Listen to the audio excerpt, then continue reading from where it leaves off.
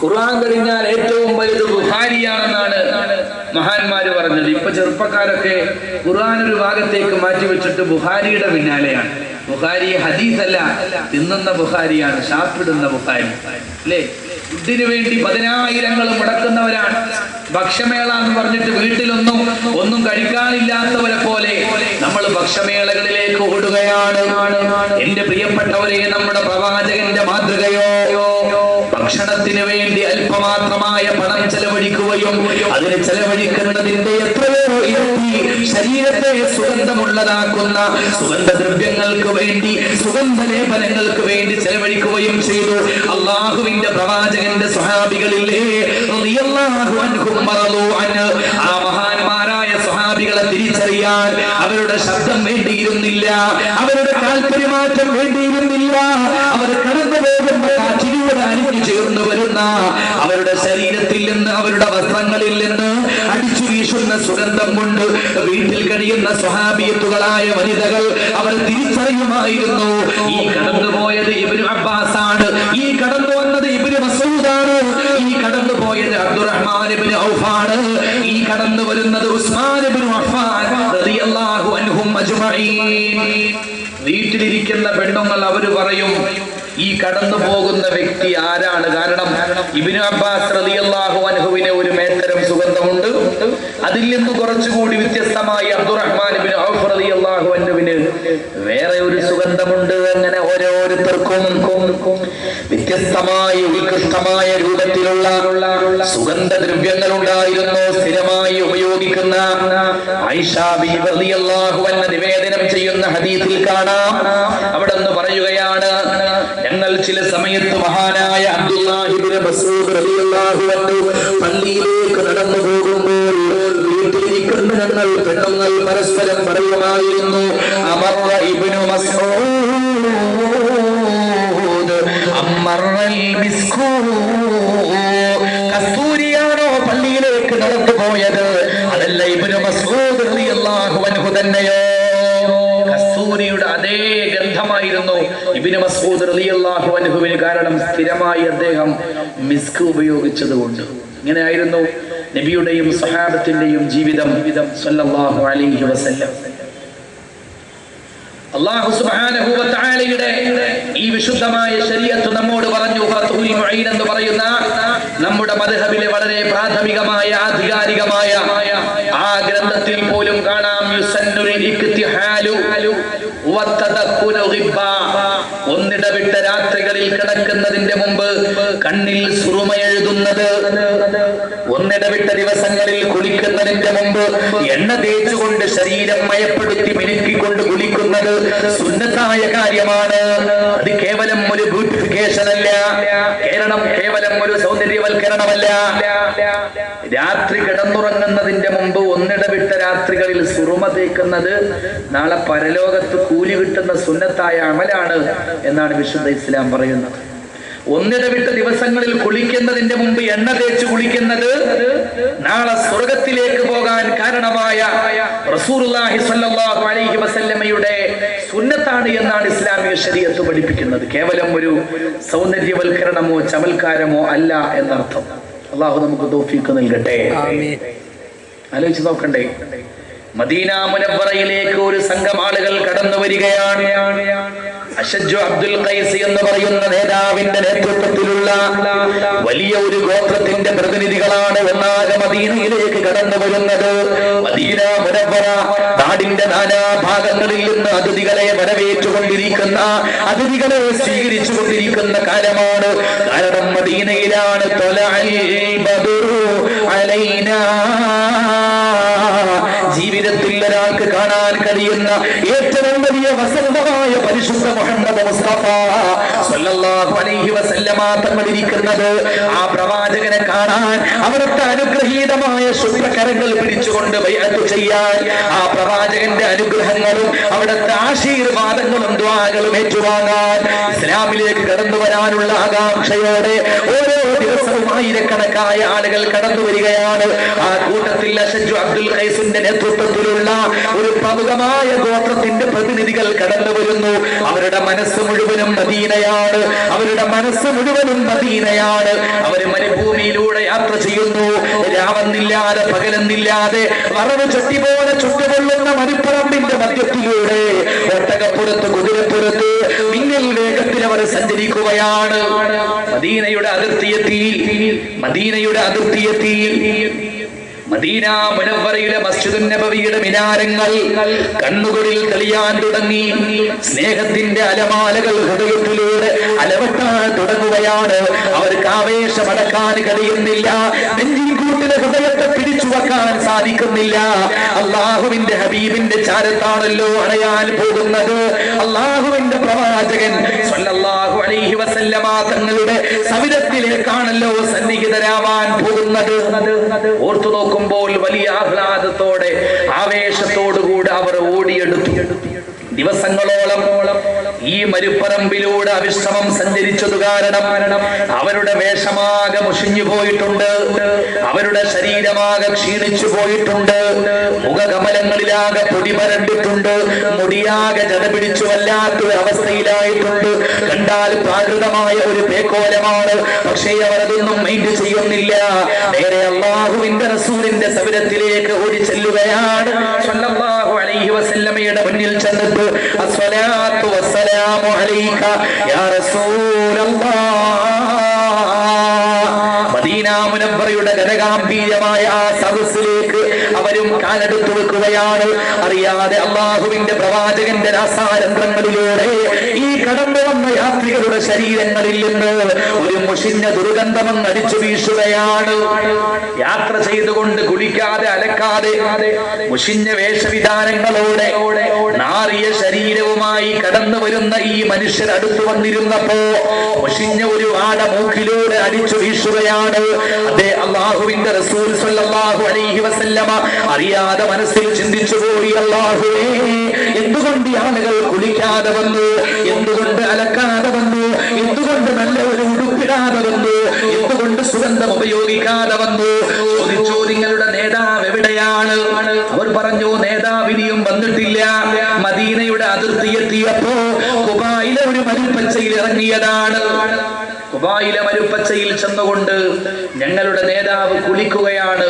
അദ്ദേഹം കുളി കഴിഞ്ഞാൽ ഉടനെ ഇങ്ങോട്ടെത്തും. അള്ളാഹുവിന്റെ പ്രവാചകൻ സ്വല്ലല്ലാഹു അലൈഹി വസല്ലമ തങ്ങൾ ആ സദസ്സിനെ അഭിസംബോധന ചെയ്തുകൊണ്ട് സംസാരിച്ചു കൊണ്ടിരിക്കുന്നതിനിടയിൽ അഷജു അബ്ദുൽ ഖൈസ് എന്ന് പറയുന്ന ഗോത്രത്തിന്റെ നേതാവ് കടന്നു വരികയാണ്.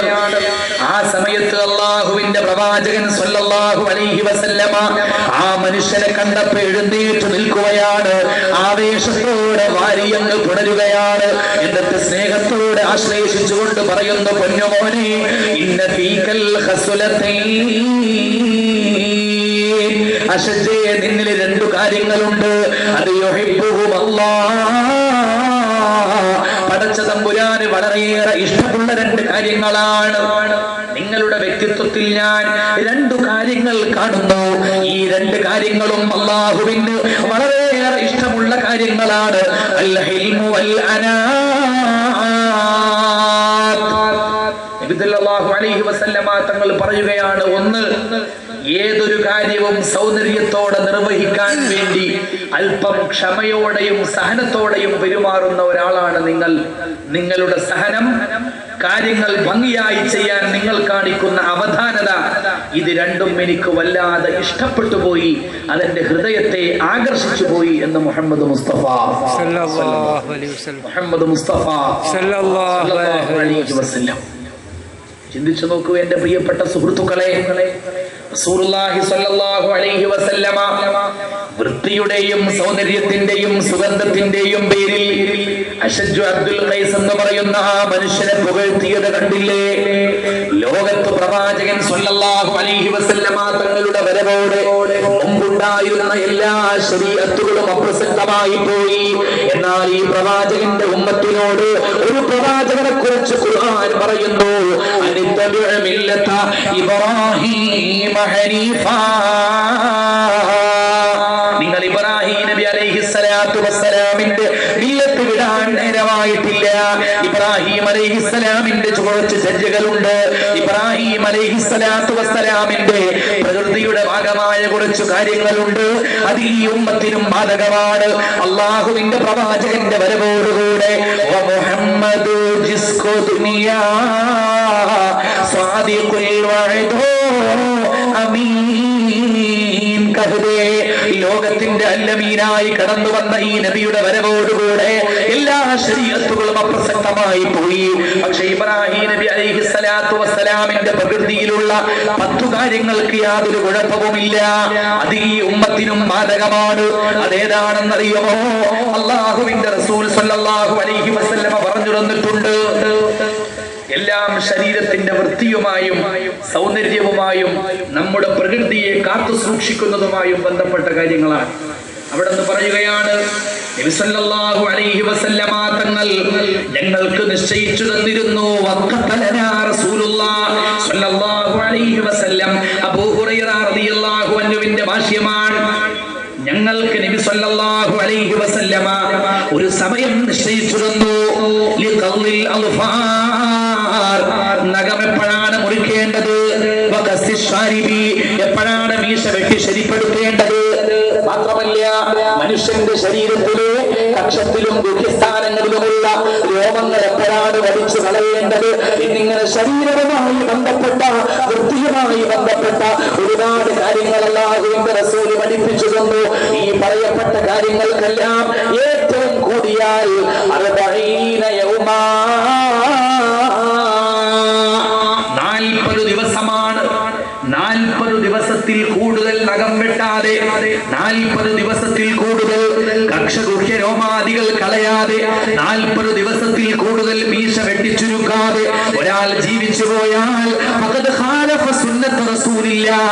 അള്ളാഹുവിന്റെ പ്രവാചകന്റെ സുന്നത്തിന് വിരുദ്ധമാണ് അദ്ദേഹത്തിന്റെ ആ ചെയ്തി എന്ന് അബൂ ഹുറൈറ റളിയല്ലാഹു അൻഹു ഉദ്ധരിക്കുന്ന ഹദീസിൽ കാണാം.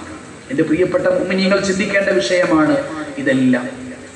2 ഖബറുകൾക്കരികിലൂടെ നടന്നു പോകുന്ന നബി തിരുമേനി സ്വല്ലല്ലാഹു അലൈഹി വസല്ലം, ചരിത്രം നിങ്ങൾക്കൊക്കെ അറിയാവുന്നതാണ്, ഞാൻ നീട്ടി പറയുകയില്ല. ഒന്ന് ഓർമ്മപ്പെടുത്തുക മാത്രമാണ് ചെയ്യുന്നത്. മർറ റസൂലുള്ളാഹി സ്വല്ലല്ലാഹു അലൈഹി വസല്ലം അലാ ഖബറൈൻ, 2 ഖബറുകൾക്കരികിലൂടെ അവിടുന്ന് നടന്നു പോകുന്നു. എന്നിട്ട് അവിടുന്ന് പറയുകയാണ്, 2 പേരും യുഅദ്ദബാൻ, 2 പേരും കഠിനമായ ശിക്ഷയേറ്റു വാങ്ങുകയാണ്. വലിയ തെറ്റൊന്നും അവർ ചെയ്തിട്ടില്ല, എന്നാലോ അത് വലിയ തെറ്റുകൾ തന്നെയാണ്. ബൽഹുമാ എന്താണ് ആ പറഞ്ഞതിന്റെ അർത്ഥം? വലിയ തെറ്റല്ല അവർ ചെയ്യുന്നത്, എന്നാൽ അത് വലിയ തെറ്റുകൾ തന്നെയാണ് എന്ന പ്രവാചകീയമായ വാക്കിന്റെ അർത്ഥം എന്താ? ജനങ്ങളുടെ കണ്ണിൽ അതത്ര വലിയ തെറ്റൊന്നുമല്ല, സംഗതി വളരെ നിസ്സാരമായ സംഭവങ്ങൾ, സില്ലിയായ മാറ്റേഴ്സ് ആണ്. പക്ഷേ അള്ളാഹുവിന്റെ കണക്ക് പുസ്തകത്തിൽ അത് ഗൗരവമേറിയ തെറ്റുകളാണ്. സ്വഹാബത്ത് കാതുകൂർപ്പിച്ചു. ഏതാണ് ആ തെറ്റുകൾ? നമ്മൾ വളരെ നിസ്സാരമായി തള്ളിക്കളയുന്ന, എന്നാൽ അള്ളാഹുവിന്റെ കണക്ക് പുസ്തകത്തിൽ ഗൗരവമേറിയ ഒരു പാതകമായി ഗണിക്കപ്പെടുന്ന എന്തു തെറ്റുകളായിരിക്കാം റബ്ബേ ഈ 2 പേരും ചെയ്തത് എന്നവർ ചിന്തിക്കുകയാണ്. അള്ളാഹുവിന്റെ പ്രവാചകൻ സ്വല്ലല്ലാഹു അലൈഹി വസല്ലമ അവർക്ക് പറഞ്ഞു കൊടുക്കുകയാണ്, അമ്മാ അഹദുഹുമാ ഫകാന ലാ യസ്തൻസിഹു മിൻ ബൗലി. ഒന്നാമത്തവൻ മൂത്രമൊഴിച്ചു കഴിഞ്ഞാൽ ശൗച്യം ചെയ്യുന്ന സമയത്ത് അവസാന തുള്ളി മൂത്രവും പോയി എന്ന് ഉറപ്പുവരുത്താതെ സൂക്ഷ്മമായ രൂപത്തിൽ ശൗച്യം ചെയ്യാതെ എഴുന്നേറ്റ് പോകുന്ന സ്വഭാവമുള്ള ആളായിരുന്നു.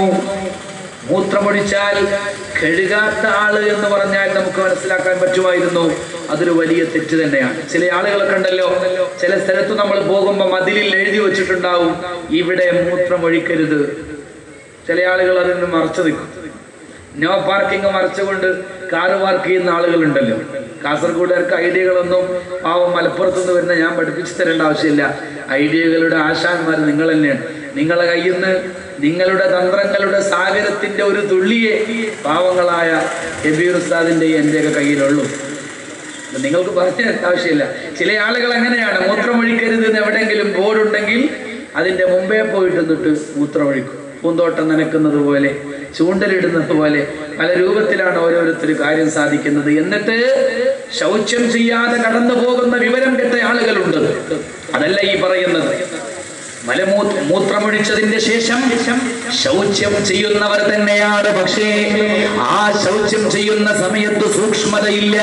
അവസാനത്തെ ഡ്രോപ്പുകളും താഴെ വീണുവെന്ന് ഉറപ്പുവരുത്താറില്ല. അങ്ങനെ അവശേഷിക്കുന്ന ശങ്കയോടുകൂടെ അവശേഷിക്കുന്ന മൂത്രത്തുള്ളികൾ പാൻസിലേക്കോ മുണ്ടിലേക്കോ ഉറ്റിപ്പോകുമെന്ന ബേജാറില്ല, പേടിയില്ല. ആ മുണ്ടെടുത്തു പോയി നിസ്കരിക്കുന്നവരാണ്. ആ പാൻസ് എടുത്തുകൊണ്ട് നല്ല കാര്യങ്ങളിലേക്ക് നീങ്ങുന്നവരാണ്. എന്റെ പ്രിയപ്പെട്ടവരെ, ചിന്തിക്കുക. അള്ളാഹുവിന്റെ പ്രവാചകൻ പറയുകയാണ്, ജനങ്ങൾ നിസ്സാരമായി കാണുന്ന, എന്നാൽ അള്ളാഹു വളരെ ഗൗരവത്തോടുകൂടെ കാണുന്ന ഒന്നാമത്തെ തെറ്റ്, മൂത്രമൊഴിച്ചുകൊണ്ട് ശൗച്യം ചെയ്യുമ്പോൾ സൂക്ഷ്മത പാലിക്കാത്തവനാണ്. അള്ളാഹു കാത്ത് രക്ഷിക്കുമാറാവട്ടെ. വിശദീകരിക്കാൻ സമയമില്ല. നമ്മളൊക്കെ തന്റെ ഇടമുള്ളവരാണ്, ചിന്തിക്കാൻ ശേഷിയുള്ളവരാണ്. അള്ളാഹു മനസ്സിലാക്കാൻ തൗഫീഖ് നൽകുമാറാവട്ടെ. എന്റെ പ്രിയപ്പെട്ടവരെ, ഇതൊക്കെ പറയുമ്പോ നമ്മൾ ആലോചിക്കുന്നുണ്ടാവും, കാസർഗോഡ് ചുള്ളന്മാരുടെയും ചെത്തുപിള്ളികളുടെയൊക്കെ വലിയ വലിയ പാട്ടുകൾ യൂട്യൂബിൽ വൈറലായത് ഈ കൊല്ലമാണല്ലോ. അതുകൊണ്ട് ഞാനിങ്ങനെ വൃത്തിയുടെയും സൗന്ദര്യത്തിന്റെയും മഹത്വം പറയുമ്പോ ചുള്ളന്മാരായി ഫ്രീക്കായി നടക്കാനുള്ള പ്രോത്സാഹനം മതത്തിൽ നിന്ന് തന്നെ കിട്ടിയുന്നുണ്ടല്ലോ. പിന്നെ എന്തിനാണ് സാധാരണ ഉസ്താദുമാര് ഞങ്ങളെ കുറ്റം പറയുന്നത് എന്ന് കാസർഗോട്ടെയും കാഞ്ഞങ്ങാട്ടെയും എന്റെ പ്രിയപ്പെട്ട സ്നേഹിത ചിന്തിച്ചു പോകരുത്. ഒരു ഹദീസ് കൂടി ഞാൻ പറയാം. അവിടെയാണ് ഇസ്ലാമിന്റെ സൗന്ദര്യബോധത്തിന്റെ യഥാർത്ഥ പൊരുൾ എന്താണെന്ന് മനസ്സിലാവുക. ഒരു സ്വഹാബി വന്നുകൊണ്ട് ചോദിക്കുകയാണ്, അല്ലാഹുവിന്റെ റസൂലേ, അങ്ങയുടെ ഒരു ഉപദേശം കേട്ടപ്പോ എന്റെ മനസ്സ് വല്ലാതെ ഞെട്ടിത്തരിച്ചു പോയി. അല്ലാഹുവിന്റെ ഹബീബേ, അങ്ങ് പറഞ്ഞുവല്ലോ, ലാ യദ്ഖുലുൽ ജന്നത മൻ കാന ഫീ ഖൽബിഹി മിത്ഖാലു ദർറത്തിൻ മിൻ കിബ്ർ. അഹങ്കാരത്തിന്റെ, പൊങ്ങച്ചത്തിന്റെ, ധിക്കാരത്തിന്റെ ഒരു അണിമണി തൂക്കമെങ്കിലും ഒരു മനുഷ്യന്റെ മനസ്സിലുണ്ടെങ്കിൽ അവൻ സ്വർഗത്തിലേക്ക് പോകുന്ന പ്രശ്നമില്ല. ആ ഹദീസ് കേട്ടപ്പോൾ എനിക്ക് പേടിയായി നബിയേ. ഞാൻ മനോഹരമായ പളപളാമിന്നുന്ന വസ്ത്രം ധരിച്ചുകൊണ്ട് അങ്ങാടിയിലൂടെ സൗന്ദര്യത്തോടുകൂടെ നടന്നു പോകുന്നവനാണ്. ഏറ്റവും വില കൂടിയ ചെരുപ്പ് തന്നെ സെലക്ട് ചെയ്തുകൊണ്ട് ആ വില കൂടിയ ചെരുപ്പുമായി നടക്കുന്നവനാണ്. എനിക്ക് വല്ലാതെ പേടി വരുന്നു.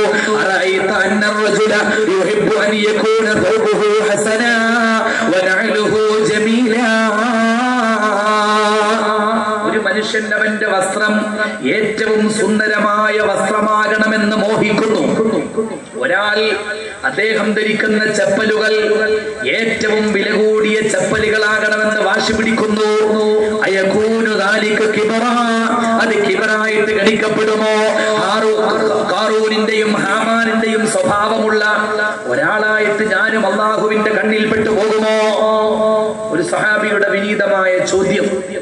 മഹാനായ റസൂലുള്ളാഹി സ്വല്ലല്ലാഹു അലൈഹി വസല്ലമ തങ്ങൾ പറഞ്ഞു, ഇന്നല്ലാഹ ജമീലുൻ യുഹിബ്ബുൽ ജമാൽ. ഒരുപക്ഷേ കാസർകോട്ടുകാർ വളരെ ഇഷ്ടപ്പെടുന്ന ഒരു ഹദീസായിരിക്കും. ഇന്നല്ലാഹ ജമീലുൻ, അല്ലാഹു വളരെ വലിയ സൗന്ദര്യമുള്ള ആളാണ്. യുഹിബ്ബുൽ ജമാൽ, അവന് സൗന്ദര്യം എന്ന് പറഞ്ഞാൽ വലിയ ഇഷ്ടമാണ്. ഒരേ പുരം. ഇന്നല്ലാഹ ജമീലുൻ, അല്ലാഹു അങ്ങേയറ്റത്തെ സൗന്ദര്യമുള്ളവനാണ്. യുഹിബ്ബുൽ ജമാൽ, അവന് സൗന്ദര്യം എന്ന് പറഞ്ഞാൽ വലിയ ഇഷ്ടമുള്ള കാര്യമാണ്. അതുകൊണ്ട് നിന്റെ വസ്ത്രം മനോഹരമായാൽ, നീ ധരിക്കുന്ന ചപ്പൽ മനോഹരമായ ചെരുപ്പായതുകൊണ്ട്, നിന്റെ പാദരക്ഷ മനോഹരമായതുകൊണ്ട് അള്ളാഹുവിന്റെ വിരോധമില്ല മോനെ എന്ന് റസൂലുള്ളാഹി സ്വല്ലല്ലാഹു അലൈഹി വസല്ലമ വിശദീകരിക്കുകയാണ്. അവസാനം ഒരു കാര്യം പറഞ്ഞു. ഇവിടെയാണ് നമ്മൾ അടിവരയിട്ടുകൊണ്ട് വായിക്കേണ്ടത്. പ്രവാചകന്റെ വാക്കുകളാണ്. സ്വല്ലല്ലാഹു അലൈഹി വസല്ലമയുടെ വശ്യമായ വരസ്സുകൾ അവിടുന്ന് പറഞ്ഞു, ബലിൽ കിബറു, എന്താണ് അഹങ്കാരം എന്നറിയുമോ? അത് ബതറുൽ ഹഖി വഗംതുൻ നാസ്. ഹക്കായ അല്ലാഹുവായ തമ്പുരാന്റെ നിയമങ്ങൾ ലംഘിച്ചുകൊണ്ട് നടക്കുക, ജനങ്ങളെ, മാന്യന്മാരായ ജനങ്ങളെ, മനുഷ്യത്വമുള്ളവരെ വെല്ലുവിളിച്ചുകൊണ്ട് ജീവിക്കുക. അതാണ് കിബർ എന്നതിന്റെ ഡെഫിനിഷൻ. അൽ കിബറു ബതറുൽ ഹഖി, അല്ലാഹുവിനെ ധിക്കരിക്കലാണ്. പാവപ്പെട്ട പെൺകുട്ടികൾ കെട്ടിച്ചയക്കാൻ ഒന്നുമില്ലാതെ അവരുടെ രക്ഷിതാക്കളെ കഷ്ടപ്പെടുകയാണ്.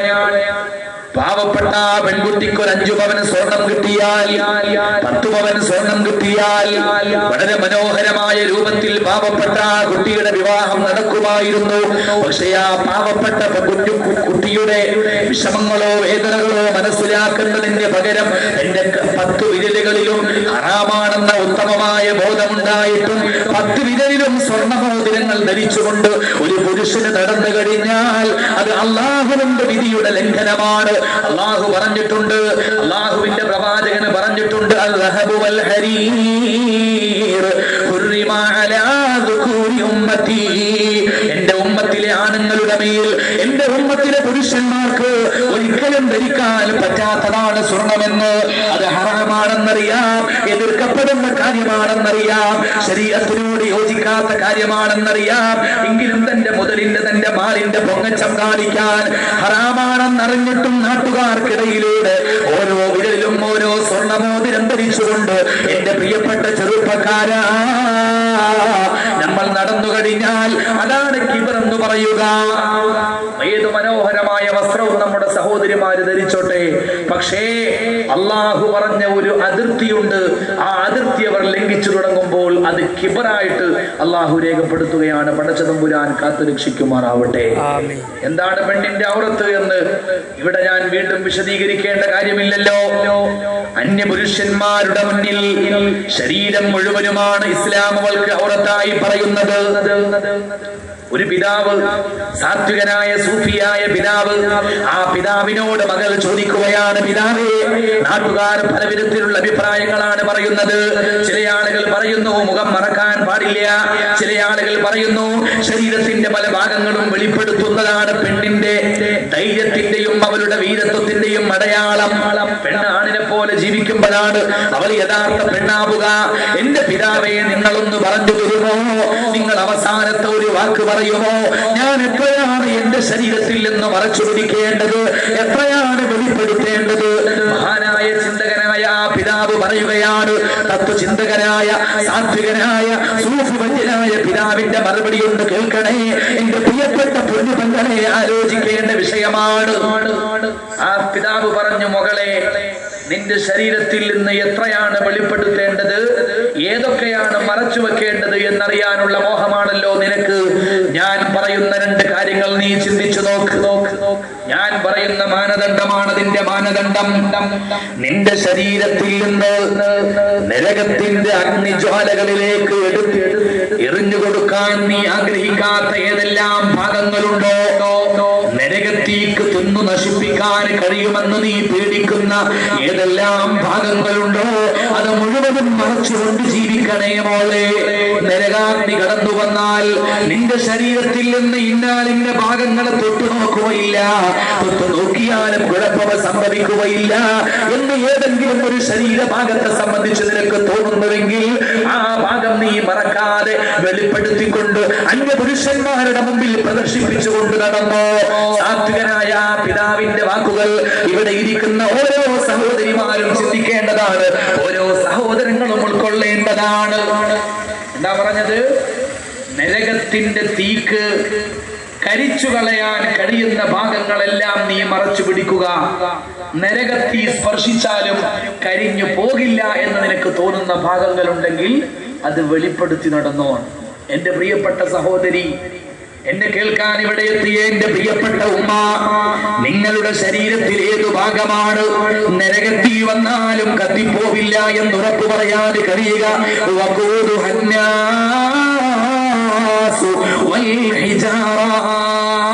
അല്ലാഹു പറഞ്ഞതാണ്, നരകത്തിന്റെ ഇന്ധനമായി മനുഷ്യന്റെ ശരീരമാണ്. ആ ശരീരത്തിന്റെ മുഴുവൻ ഭാഗങ്ങളുമാണ് ഉപയോഗപ്പെടുത്തുന്നത്. ആ ശരീരത്തിന്റെ മുഴുവൻ ഭാഗങ്ങളും നരകാഗ്നിയിൽ ബന്ധുവിലാതിരിക്കണോ. എന്റെ പ്രിയപ്പെട്ട സഹോദരിമാരെ, അന്യപുരുഷന്മാരുടെ മുന്നിലോട്ട് വരുമ്പോൾ ശരീരം മുഴുവനും മറക്കണമെന്ന നിർബന്ധമായ ബുദ്ധി നമുക്കുണ്ടായിരിക്കണം. കാസർഗോഡ് പല വിധത്തിലുള്ള പ്രഹേളികകളും ആ വിഷയത്തിൽ നടക്കുന്നുണ്ട്.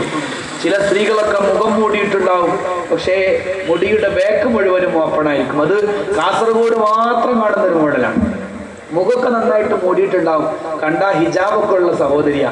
പക്ഷെ മുടി ബാക്ക് ഓപ്പൺ ആയിരിക്കും, കൈ ഓപ്പൺ ആയിരിക്കും, കാല് ഓപ്പൺ ആയിരിക്കും. അതൊന്നും ഞാനൊരു കുഴപ്പമില്ല. മുഖം മൂടിയാൽ തഖ്വയുള്ളവളായി, ഹിജാബ് ധരിച്ചവളായി എന്നൊരു തെറ്റിദ്ധാരണ ഇത് ആര് പഠിപ്പിച്ചതാണെന്ന് എനിക്ക് അറിഞ്ഞുകൂടാ. അള്ളാഹു കാത്ത് രക്ഷിക്കുമാറാവട്ടെ. അൽ കിബ്റു ബതറുൽ ഹഖി വഗംതുൻ നാസ്. അള്ളാഹുവിന്റെ നിയമങ്ങൾ ലംഘിക്കുന്നിടത്താണ് കിബ്ർ കിടക്കുന്നത് എന്ന് റസൂലുള്ളാഹി സ്വല്ലല്ലാഹു അലൈഹി വസല്ലം. ജനങ്ങളെ വെല്ലുവിളിച്ചുകൊണ്ട് ആര് കണ്ടാലും അപഹസിക്കുന്ന, അധിക്ഷേപിക്കുന്ന, അയ്യേ എന്ന് പറഞ്ഞു പോകുന്ന മാനം കെട്ട രൂപത്തിൽ ഒരാൾ നടന്നു കഴിഞ്ഞാൽ ആ സൗന്ദര്യവൽക്കരണത്തെയും അംഗീകരിക്കാൻ കഴിയില്ല. ഞാൻ ചോദിക്കട്ടെ എന്റെ പ്രിയപ്പെട്ട ചെറുപ്പക്കാരെ, നിങ്ങളൊക്കെ ചിത്രങ്ങളെ വല്ലാതെ സ്നേഹിക്കുന്നവരല്ലേ? ലോക പ്രശസ്തമായ ഒരു ചിത്രമുണ്ടല്ലോ, മൊണാലിസ. മൊണാലിസ എന്ന് പറയുന്ന ലോക പ്രശസ്തയായ ലിയോനാർഡോ ഡാവിഞ്ചിയുടെ ചിത്രത്തിലെ ആ പെൺകുട്ടിയുടെ എന്തെങ്കിലും ഒരു പ്രത്യേകത നിങ്ങൾക്ക് പറഞ്ഞു തരാൻ കഴിയുമോ? ഇന്നത്തെ കാലത്തെ പെൺകുട്ടികൾക്കില്ലാത്ത ഏതെങ്കിലും ഒരു പ്രത്യേകത മൊണാലിസയിൽ കാണാൻ കഴിഞ്ഞിട്ടുണ്ടോ? മൊണാലിസ കണ്ടിട്ടില്ലേ? മൊണാലിസ കണ്ടിട്ടില്ലേ? മൊണാലിസ എന്ന് പറയാൻ കേട്ടിട്ടേ ഉണ്ട്. ഈ മൊണാലിസയുടെ മുഖത്തേക്ക് നോക്കുമ്പോ എന്തെങ്കിലും ഒരു സ്പെഷ്യാലിറ്റി തോന്നിയിട്ടുണ്ടോ? ഇവിടെ നമ്മൾ കാണുന്ന സ്ത്രീകൾക്കൊന്നുമില്ലാത്തൊരു പ്രത്യേകത മൊണാലിസ എന്ന ഡാവിഞ്ചി ചിത്രത്തിനുണ്ട്. എന്താണത്? ആർക്കെങ്കിലും പറയാൻ പറ്റും? മൊണാലിസക്ക് കണ്ണില്ല, ഒരു ഉദാഹരണം. അങ്ങനെ സാധാരണ ഒരു പെണ്ണിനില്ലാത്തൊരു പ്രത്യേകത ഡാവിഞ്ചി ചിത്രമായ മൊണാലിസക്ക് ഉണ്ട്. എന്താണെന്നറിയോ? മൊണാലിസക്ക് 2 പുരികങ്ങളും ഇല്ല. ഇനി കാണുമ്പോൾ നോക്കിക്കോ, നെറ്റിലൊക്കെ സെർച്ച് ചെയ്താൽ കാണാൻ പറ്റുമല്ലോ. മൊണാലിസക്ക് 2 പുരികവും ഇല്ല.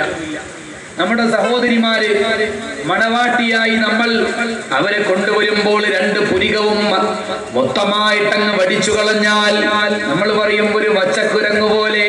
പിറ്റേന്ന് യൂട്യൂബിൽ അവളെ കുറിച്ച് പാട്ടായി അല്ലേ? പുരികമില്ലാത്ത ഒരു പെൺകുട്ടിയെ നമുക്ക് ഇന്ന് സങ്കല്പിക്കാൻ പറ്റുമോ? എന്തുകൊണ്ടാണ് മൊണാലിസ എന്ന് പറയുന്ന ആ പെൺകുട്ടിയുടെ ചിത്രം അങ്ങനെയായി പോയത്? ഡാവിഞ്ചിയുടെ കളർ തീർന്നു പോയത് കൊണ്ടല്ല, കറുത്ത ഒരു പുരികം വരക്കാൻ ഡാവിഞ്ചിക്ക് അറിയാത്തത് കൊണ്ടല്ല. ആ കാലഘട്ടത്തിലെ ഫാഷനായിരുന്നു അത്രേ പെൺകുട്ടികൾ പുരികം മുഴുവനായിട്ട് വടിച്ചു കളയുന്നത്.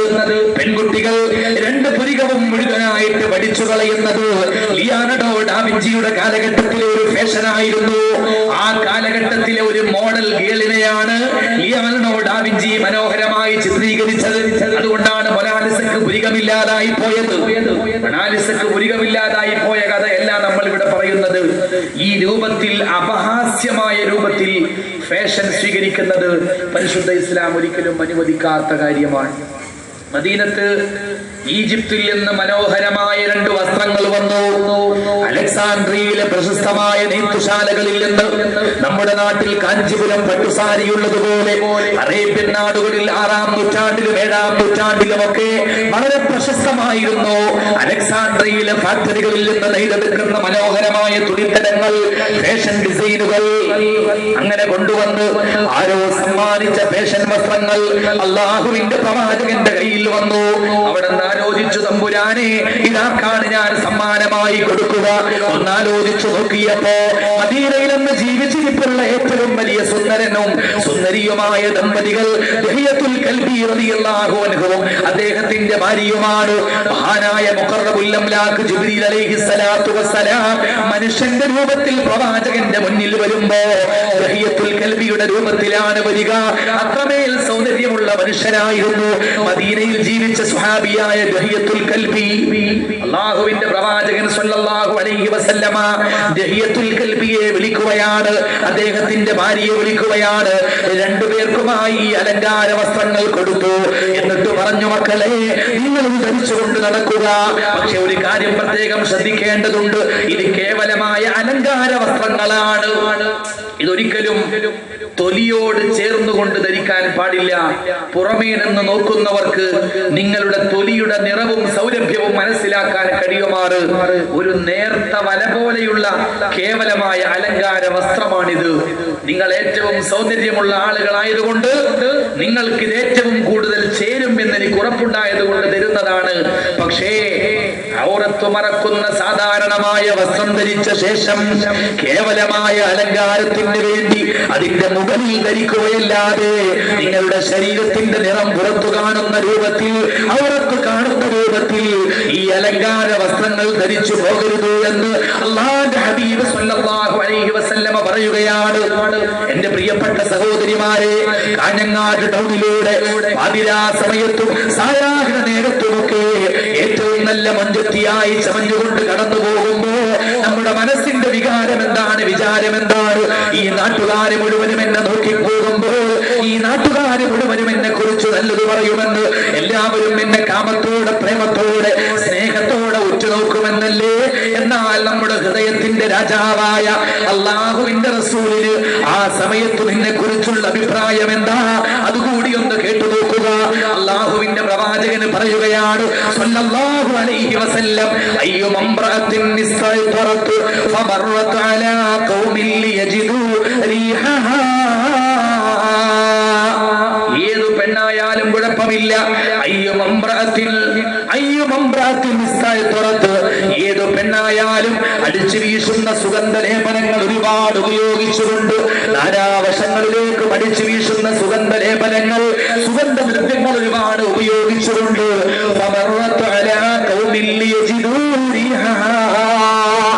ആ സുഗന്ധമെത്തുന്ന രൂപത്തിൽ, നാലാളെ ആകർഷിക്കുന്ന രൂപത്തിൽ, അന്യപുരുഷന്മാരുടെ ആസാരന്ധങ്ങളെ വശീകരിക്കുന്ന രൂപത്തിൽ അവർക്കിടയിലൂടെ നീ നടന്നു പോയാൽ ആ പെണ്ണിന്റെ പേര് സാനിയ എന്നാണ്. റസൂലുള്ളാഹി സ്വല്ലല്ലാഹു അലൈഹി വസല്ലമ പറയുകയാണ്, ഫഹിയ സാനിയ, ഒരു പെണ്ണ് അടിച്ചു വീശുന്ന സുഗന്ധദ്രവ്യങ്ങൾ ശരീരത്തിലും വസ്ത്രത്തിലും ഉപയോഗിച്ച് നാൽക്കവലയിലൂടെ, നാലാള് കൂടിയ സ്ഥലത്തുകൂടെ അന്യപുരുഷന്മാർ തന്നിലേക്ക് ആകർഷിച്ചുകൊണ്ട് നടന്നു പോയാൽ വേറൊന്നും വേണ്ട, പീഡനം നടക്കണ്ട, കമന്റ് അടിക്കണ്ട, ഒന്നും വേണ്ട. എല്ലാവരും നോക്കുന്ന രൂപത്തിൽ, ആകർഷകമായ കോലത്തിൽ അവർക്കിടയിലൂടെ ആ പെണ്ണങ്ങ് നടന്നു പോയാൽ മതി, വേറെ ഒന്നും വേണ്ട. ഫഹിയ സാനിയ. ആലോചിച്ച് നോക്കണം, എത്ര ഗൗരവമുള്ള വാക്കാണ്. മഹാന്മാരായ ഉസ്താദുമാര് വന്നിട്ട് നബി തിരുമേനി സല്ലല്ലാഹു അലൈഹി വസല്ലമയുടെ പേര് പറയുമ്പോ ഏറെ ആവേശത്തോടെ സ്വലാത്ത് ചൊല്ലുന്ന എന്റെ പ്രിയപ്പെട്ട സഹോദരിമാർ, വെള്ളിയാഴ്ച രാവ് വരുമ്പോ ആയിരക്കണക്കായ സ്വലാത്തുകൾ ചൊല്ലിയിട്ട് മദീന മുനവ്വറയിൽ ഉറങ്ങുന്ന ഹൃദയത്തിന്റെ രാജകുമാരനായ മുഹമ്മദ് മുസ്തഫ സ്വല്ലല്ലാഹു അലൈഹി വസല്ലമ തങ്ങൾക്ക് ഹദിയ ചെയ്യുന്ന സഹോദരിമാർ, വെള്ളിയാഴ്ച രാവുകളിൽ അള്ളാഹുവിന്റെ പ്രവാചകനെ സ്വപ്നത്തിൽ കാണണമെന്ന് ആഗ്രഹിച്ചുകൊണ്ട് വുളൂഅ് ചെയ്ത് ഒരുപാട് സ്വലാത്തുകൾ ചൊല്ലി കിടന്നുറങ്ങുന്ന എന്റെ പ്രിയപ്പെട്ട സഹോദരിമാർ, ആ സഹോദരിമാരെ ചിന്തിക്കണേ. ഈ രൂപത്തിൽ നമ്മൾ മാർക്കറ്റിലൂടെ അണിഞ്ഞൊരുങ്ങിയിട്ട് ചമഞ്ഞൊരുങ്ങിയിട്ട് നടന്നു പോകുമ്പോ ആയിരക്കണക്കിന് സ്വലാത്തുകൾ ചൊല്ലി നമ്മൾ സന്തോഷിപ്പിക്കുന്ന ഇതേ പ്രവാചകൻ സ്വല്ലല്ലാഹു അലൈഹി വസല്ലമ നമ്മളെ കുറിച്ച് എന്താണ് അഭിപ്രായം പറയുന്നത് എന്ന് നമ്മളൊന്ന് ആലോചിക്കണം. ഫഹിയ സാനിയ. ഇതേതെങ്കിലും സദാചാര പോലീസിന്റെ വാക്കല്ല, ഇത് അല്ലാഹുവിന്റെ റസൂലിന്റെ വാക്കാണ് സ്വല്ലല്ലാഹു അലൈഹി വസല്ലം. അവൾ അങ്ങനെ നടന്നു പോയാൽ തന്നെയും ഫഹിയ സാനിയ, അവൾ വ്യഭിചാരം ചെയ്തു പോയ പെണ്ണാണ് എന്ന് സ്വാദിഖുൽ മസ്തൂഖ് മുഹമ്മദ് മുസ്തഫ റസൂലുള്ളാഹി സ്വല്ലല്ലാഹു അലൈഹി വസല്ലമ വ്യഭിചാരിണി എന്ന് വിശേഷിപ്പിച്ച ഒരു പെണ്ണായി മാറാൻ ഇവിടെ ഇരിക്കുന്ന ഏതു പെണ്ണാണ് ആഗ്രഹിക്കുക? അത് ഏത് പെണ്ണിനാണ് പൊരുത്തപ്പെടാൻ സാധിക്കുക? ആർക്കാണത് സഹിക്കാൻ കഴിയുക? മാത്രമല്ല അവിടെ നിന്ന് പറയുകയാണ്, അവൾ മാത്രമല്ല വ്യഭിചാരത്തിന്റെ തെറ്റ് ചെയ്യുന്നത്, അവളെ നോക്കിയ കാമാർത്തിയോട് അവളുടെ ശരീരത്തിലേക്ക് നോക്കിപ്പോയ എല്ലാ പുരുഷന്മാരും അവരുടെ കണ്ണുകൾ കൊണ്ട് സിന ചെയ്തു പോയി എന്ന് മുഹമ്മദ് മുസ്തഫ സല്ലല്ലാഹു അലൈഹി വസല്ലം. ഇന്ന് സ്ത്രീകൾ, പല പെൺകുട്ടികളും പുരുഷന്മാരെ പോലെയാണ് വസ്ത്രം ധരിക്കുന്നത്, പുരുഷന്മാരെ പോലെയാണ് വസ്ത്രം ധരിക്കുന്നത്. എന്റെ പെങ്ങളെ, നിങ്ങൾ ചിന്തിച്ചിട്ടുണ്ടോ? അല്ലാഹുവിന്റെ റസൂൽ സല്ലല്ലാഹു അലൈഹി വസല്ലമയുടെ വാക്കുകൾ, ലാ യദ്ഖുലുൽ ജന്നത സലാത്ത്, മൂന്ന് വിഭാഗം ആളുകൾ സ്വർഗ്ഗത്തിൽ പ്രവേശിക്കുകയില്ല. ആകുൽ വാലിദൈൻ, മാതാപിതാക്കളോട് നന്ദി നന്ദികേട് കാണിക്കുന്നവരാണ്. ഒന്നാമത്തെ വിഭാഗം ആളുകൾ മനോഹരമായ ഒരു വീട് വെച്ചു, അമരാവതി സദൃശമായ കൊട്ടാരം എന്നാരും പറഞ്ഞു പോകുന്ന ഒരു വീട്. ആ വീടിലുള്ള എല്ലാ ഫർണിച്ചറുകളും പുതിയ ഫർണിച്ചറുകളാണ്. പഴമയുടെ ഒരു ചെറിയ ലാഞ്ചന പോലും അവിടെ ഇല്ല. അങ്ങനെ ഇയാളിങ്ങനെ ജീവിക്കുമ്പോ ഒരിക്കല് ഒരു തമിഴൻ വന്നുകൊണ്ട് ചോദിക്കുകയാണ്, പഴയത് വല്ലതും എടുക്കാനുണ്ടോ? അപ്പൊ ഇയാൾ ഉമ്മാനെ വിളിച്ചു, ഉമ്മ നിങ്ങൾ ഒരാൾ അന്വേഷിക്കുന്നുണ്ട്. ഉമ്മ വിചാരിച്ചു ഈ വയസ്സാം കാലത്ത് എന്നെ അന്വേഷിച്ച് ആരാ പഠിച്ചവനെ വന്നത്. വന്ന് നോക്കുമ്പോ ആരാ, പഴയത് എടുക്കാമെന്ന ആളാണ്. ഇവന് വീട് വെച്ച് പുതിയ ഒരു ഭാര്യയെ സ്വീകരിച്ച് ഫർണിച്ചർ എല്ലാം പുതുതാക്കി നോക്കുമ്പോ ഉമ്മയും ഉപ്പയും മാത്രം ഒരു പഴകിയ സാധനങ്ങൾ. നമ്മൾ അങ്ങനെയാണല്ലോ, പഴയ സാധനങ്ങൾ ഉണ്ടോ എന്ന് ചോദിച്ചൊരാൾ വരുമ്പോ ഏറ്റവും മൂല്യമുള്ളത് എടുത്തു കൊടുക്കാൻ ഒരു മടിയില്ല. ചില ആളുകളൊക്കെ മുസാഫ് ചെലവാക്കുന്നത് പഴയ സാധനങ്ങൾ മുറുക്കാൻ വരുന്നവരുടെ കയ്യിൽ കൊടുത്തിട്ടാണ്. പഴയതുണ്ടോ എന്ന് ചോദിക്കുമ്പോൾ അലമാരയിൽ നോക്കുമ്പോ ഒരു ഗ്ലാമർ ഇല്ലാതെ നിൽക്കുന്നത് മുമ്പ് വല്യമ്മ മരിക്കുന്നതിന്റെ മുമ്പ് ഉപയോഗിച്ചിരുന്ന മുസാഫാണ്. അത് നേരെ എടുത്തിട്ട് കൊടുക്കുക. മാതൃഭൂമി കൊടുക്കുന്നത് പോലെ, മനോരമ കൊടുക്കുന്നത് പോലെ, മംഗളത്തിന്റെ പ്രതികൾ കൊടുക്കുന്നത് പോലെ ഖുർആനിന്റെ പ്രതി അങ്ങോട്ട് കൊടുക്കുക. നഅൂദുബില്ല, അള്ളാഹു കാത്തു രക്ഷിക്കുമാറാവട്ടെ. ഇത് ഇവരെവിടെ കൊണ്ടുപോയി തള്ളുന്നു, എന്തിനു വേണ്ടി ഉപയോഗിക്കുന്നു എന്ന് ചിന്തിച്ചു നോക്കിയിട്ടുണ്ടോ? ഗൗരവമുള്ള കാര്യമാണ്. പരിശുദ്ധ ഖുർആൻ ഉപയോഗം തീർന്നു പോയാൽ മുസ്ഹഫിന്റെ പ്രതികൾ അഗ്നി കൊണ്ടോ വെള്ളം കൊണ്ടോ അത് വേറെ ഒരു അവിശുദ്ധമായ മാർഗത്തിലേക്ക് പോകാതെ കാത്തു സൂക്ഷിക്കണമെന്ന് കർമ്മശാസ്ത്രത്തിന്റെ ഗ്രന്ഥങ്ങൾ നമ്മളോട് വിശദമായി പറയുമ്പോൾ അതൊന്നും കേൾക്കാതെ കേവലമായ ഒരു വാരിക എടുത്തു കൊടുക്കുന്നത് പോലെ ഖുർആൻ എടുത്തു കൊടുക്കുന്ന സ്വഭാവം എന്റെ പ്രിയപ്പെട്ട ഉമ്മത്തിലെ സഹോദരങ്ങൾക്കുണ്ടോ, ഉമ്മമാർക്കുണ്ടോ? അത് തിരുത്താനുള്ള സമയമാണിത്. അല്ലാഹു തൗഫീഖ് നൽകുമാറാവട്ടെ. മാതാപിതാക്കളോട് നന്ദികേട് കാണിക്കുന്നവരാണ് സ്വർഗത്തിൽ പോകാത്ത ഒന്നാമത്തെ വിഭാഗം. രണ്ടാമത്തെ വിഭാഗം ഏതാ? പെണ്ണുങ്ങളെ പോലെ വേഷം ധരിച്ചുകൊണ്ട്, പെണ്ണിനെ പോലെ വേഷം ധരിച്ചുകൊണ്ട്, പെണ്ണിന്റെ സംസാര ശൈലി സ്വീകരിച്ചുകൊണ്ട്, ഒരു പെണ്ണായി അഭിനയിച്ചുകൊണ്ട് പുരുഷന്മാരെ ആകർഷിക്കാൻ വേണ്ടി നടക്കുന്ന സ്വർഗരതിക്കാരനായ ചെറുപ്പക്കാരനാണ്. ഒരു പെൺവേഷം കെട്ടി നടക്കുന്ന സ്വർഗരതിപ്രേമിയായ ചെറുപ്പക്കാരനാണ് സ്വർഗത്തിൽ പോകാത്ത രണ്ടാമത്തെ മനുഷ്യനെന്ന് മുഹമ്മദ് മുസ്തഫ സ്വല്ലല്ലാഹു അലൈഹി വസല്ലമ. തായ്ലാന്റിനെ അറിയില്ലേ? തായ്ലാന്റിനെ കുറിച്ച് കേട്ടിട്ടില്ലേ? ബാങ്കോക്ക് അടക്കമുള്ള എത്രയോ ടൂറിസ്റ്റ് പ്രധാനമായ സ്ഥലങ്ങൾ കിടക്കുന്ന തായ്ലാന്റ്. അവിടെ പോയാൽ കാത്തോയ് എന്ന് പറയുന്ന ഒരു പ്രത്യേക വിഭാഗം ആളുകളെ കാണാം. ക്യാബറയെ നൃത്തം ചെയ്യുന്ന കാത്തോയ് എന്ന് പറയുന്ന ഒരു പ്രത്യേകമായ വിഭാഗമുണ്ട്. അവരെ പെട്ടെന്ന് നമ്മൾ കാണുമ്പോൾ പെൺകുട്ടികളാണെന്ന് തെറ്റിദ്ധരിച്ചു പോകും. പക്ഷേ അവരെ പെൺകുട്ടികളല്ല, അവരാൺകുട്ടികളാണ്. പക്ഷേ പെണ്ണിനെ പോലെ ജീവിക്കാൻ ഇഷ്ടപ്പെടുന്നവരാണ്. പെണ്ണിന്റെ ശരീരഘടനയുണ്ടാവാൻ വേണ്ടി ഹോർമോണുകൾ കൊത്തിവെച്ചിട്ടുള്ളവരാണ്. പെണ്ണിന്റെ സ്വഭാവം ഉണ്ടാകാൻ, സ്ത്രീണമായ ഭാവങ്ങൾ കൈവരിക്കാൻ, പെണ്ണിന്റെ സംസാര ശൈലി സ്വീകരിക്കാൻ, അങ്ങനെ ആസ്ട്രേലിയയിൽ നിന്നും അമേരിക്കയിൽ നിന്നും ഇന്ത്യയിൽ നിന്നും ഒക്കെ ലോകത്തിന്റെ നാനാഭാഗങ്ങളിൽ നിന്ന് സെക്സ് ടൂറിസത്തിന്റെ ഭാഗമായി കടന്നു വരുന്ന ദുഷ്ടന്മാരായ കാമാർത്ഥന്മാരായ ആളുകൾ അവരുടെ ശരീരത്തിന് ചൂട് പകർന്നു കൊടുക്കാൻ സ്വർഗരതി പ്രേമികളായി നടക്കുന്ന കാത്തോലിക്കാരായ തായ്ലൻഡുകാരെ പോലെ പെൺവേഷം നെട്ടി നടക്കുന്ന സ്വർഗരതിയിൽ ആഗ്രഹമുള്ള ആണുങ്ങളാണ് സ്വർഗത്തിൽ പോകാത്ത രണ്ടാമത്തെ വിഭാഗമെന്ന് മുഹമ്മദ് മുസ്തഫ സ്വല്ലല്ലാഹു അലൈഹി വസല്ലം. മൂന്നാമത്തെ വിഭാഗമാരെന്നറിയുമോ? വറജുലത്തുൻ നിസാ, സ്ത്രീകളുടെ കൂട്ടത്തിൽപ്പെട്ട ആണുങ്ങളെ പോലെ ജീൻസും ടീഷർട്ടും ഒക്കെ ധരിച്ചുകൊണ്ട് നടക്കുന്നവരില്ലേ? ആൺകുട്ടികൾ നടക്കുന്നത് പോലെ ജീൻസ് ഇട്ടുകൊണ്ട് ശരീരത്തിന്റെ പല ഭാഗങ്ങളും വെളിപ്പെടുത്തുന്ന രൂപത്തിലുള്ള കേവലമായ നേർത്ത ടീഷർട്ടുകൾ ധരിച്ചുകൊണ്ട് നടക്കുന്ന പെൺകുട്ടികൾ, അവരും നാളെ സ്വർഗത്തിൽ പോകുന്ന പ്രശ്നമേ ഇല്ല. സ്വാദിഖുൽ മസ്ദൂഖ് മുഹമ്മദുർ റസൂലുള്ളാഹ് സ്വല്ലല്ലാഹു അലൈഹി വസല്ലം. ഏറെ കാര്യങ്ങൾ ഇതിനോട് ചേർത്തുകൊണ്ട് പറയാനുണ്ട്. സമയക്കുറവ് കൊണ്ട് ഞാനെല്ലാം ചുരുക്കി പറയുകയാണ്. അള്ളാഹു മനസ്സിലാക്കാൻ തൗഫീഖ് നൽകട്ടെ. ബുദ്ധിയുള്ളവർക്ക് ഇത് തന്നെ ധാരാളമാണ്. അൽ ഇഷാറത്തു യക്ഫിൽ ആഖില എന്നാണല്ലോ. ബുദ്ധിയുള്ളവർക്ക് ചെറിയ തോണ്ടൽ മതി, ചെറിയ സൂചന മതി എന്നാണ്. അള്ളാഹു നമ്മെ അനുഗ്രഹിക്കുമാറാവട്ടെ. ആണുങ്ങളുടെ കൂട്ടത്തിലുമുണ്ട് അതിരിവിടുന്ന ഫാഷൻ സങ്കല്പങ്ങൾ. ചില നാട്ടിലൊക്കെ പോയാൽ ഉസ്താദിനോട് ചോദിക്കും, കാരണവന്മാരാരും ഈ നാട്ടിലില്ലേ? കാരണം എന്താണ്? മുഴുവനും നല്ല മിനുമിനുത്ത ബ്ലാക്കായ തലമുടിയുമായിട്ടിരിക്കുന്ന ആളുകളാണ്. സംഗതി 80 വയസ്സായിട്ടുണ്ടാവും, അല്ലെങ്കിൽ 100 വയസ്സായിട്ടുണ്ടാവും, അതിനപ്പുറം പ്രായമായവരുണ്ടാവും. പക്ഷെ ആളെ കണ്ടാൽ പൃഥ്വിരാജാണെന്ന് തോന്നി. ഭയങ്കര ഗ്ലാമർ. എന്താ കാരണം? മൊത്തം കറുപ്പടിക്കാണ്. ചില ആ കമ്പനിക്കാര് പുതിയൊരു തന്ത്രം കണ്ടുപിടിച്ചിട്ടുണ്ട്. മുടി കറുപ്പിക്കുന്ന മരുന്നിന്റെ പേര് മൈലാഞ്ചി. കാരണം എന്താണ്? മൈലാഞ്ചി ഇടുന്നത് കൊണ്ട് കുഴപ്പമില്ലാന്ന് റസൂലുള്ളാഹി സ്വല്ലല്ലാഹി അലൈഹി വസല്ലം പറഞ്ഞിട്ടുണ്ട്. അപ്പോ മുടി കറുപ്പിക്കുന്ന മരുന്നിന്റെ പേര് മൈലാഞ്ചി. ലാ ബഅസ ബിൽ ഹന്ന എന്ന് പറഞ്ഞത് കൊണ്ട് ഹന്ന എന്ന പേരിൽ മാർക്കറ്റില് മുടി ബ്ലാക്ക് ചെയ്യുന്ന മരുന്നുകൾ ഇന്ന് ലഭ്യമാണ്. ചില ഐഡിയക്കാർ അത് ഉപയോഗിച്ചുകൊണ്ടാണ് തടി തപ്പുന്നത്. ചോദിച്ചാൽ പറയും, ഇത് ഹന്നയാണ് ഉസ്താദേ, റസൂലുള്ള പറഞ്ഞിട്ടില്ലേ ഹന്ന കൊണ്ട് കുഴപ്പമില്ല. ഹന്ന എന്നൊരു ട്രേഡ് മാർക്ക് വെച്ചിട്ട് മുടി കറുപ്പിക്കുന്ന മരുന്നുകൾ വിപണികളിലൂടെ ധാരാളമായി വരുമ്പോ അതെടുത്തുകൊണ്ട് അറിയാതെ ഉപയോഗിച്ചു പോയവരുണ്ടെങ്കിൽ ഓർക്കണേ, സ്വർഗം കിട്ടാതെ പോകുന്ന ഏറ്റവും വലിയ പാതകമാണത്. പ്രവാചകൻ പറയുകയാണ്, സയഅതി ഫീ ആഖിരിസ് സമാൻ റിജാലുൻ യഖ്ലബൂന അശാറഹും ബിസ്സവാദ്.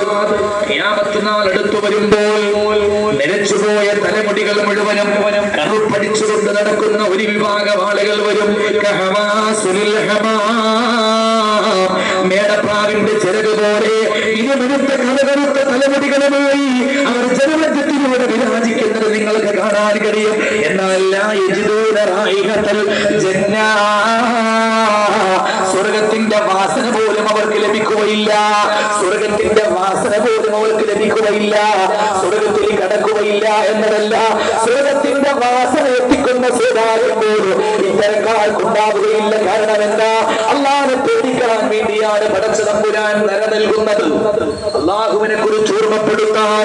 ഇതാ മനുഷ്യ, നിന്റെ ജീവിതം ഒന്ന് തിരിച്ചു പിടിക്കാൻ സമയമായി, ഖബറിലേക്ക് കാലു നീട്ടാനുള്ള സമയമായി, 6 അടി മണ്ണിലേക്ക് നിന്നെ കൊണ്ടുപോകാനുള്ള സമയമായി, മണ്ണിട്ട് മൂടാനുള്ള സമയമായി, പരലോകത്തേക്കുള്ള യാത്രയുടെ വേളയായി.